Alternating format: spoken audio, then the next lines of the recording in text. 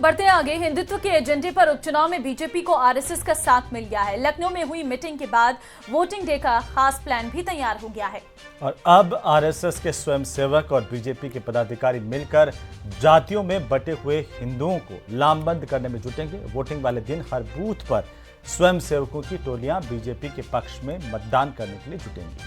Report देखिए।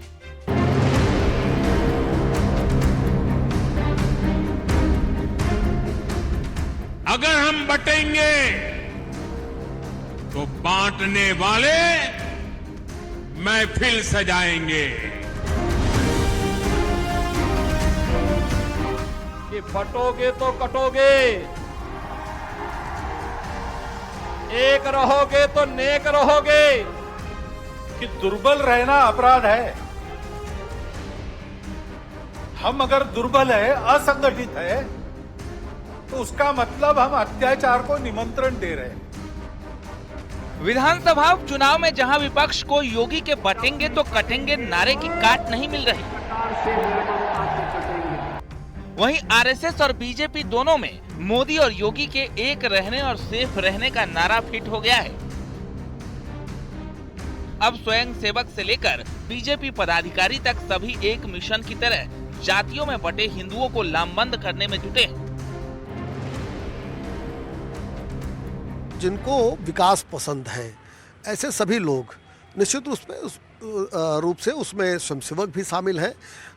जिनको ये पता है कि उत्तर प्रदेश का विकास भारतीय जनता पार्टी, योगी आदित्यनाथ और एनडीए के साथ ही संभव है, वो सभी लोग उपचुनाव में भागीदारी अपनी सुनिश्चित कर रहे हैं। उपचुनाव में बीजेपी को आरएसएस का मजबूत साथ मिल गया है। आरएसएस ने तय किया है उपचुनाव में वोटिंग वाले दिन ताकत से जुटेंगे। हर बूथ पर स्वयं सेवकों की टोलियां होंगी। बीजेपी के पक्ष में मतदान के लिए जुटेंगी। विपक्ष के जातीय फॉर्मूले की काट, पीडीए की काट में एकता वाला संदेश।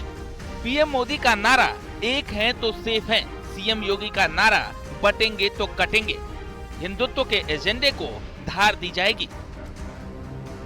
आरएसएस और बीजेपी के उपचुनाव को लेकर लखनऊ में अहम बैठक हुई, जिसमें तय हुआ कि आरएसएस के प्रचारकों को बीजेपी संगठन में जगह दी जाएगी।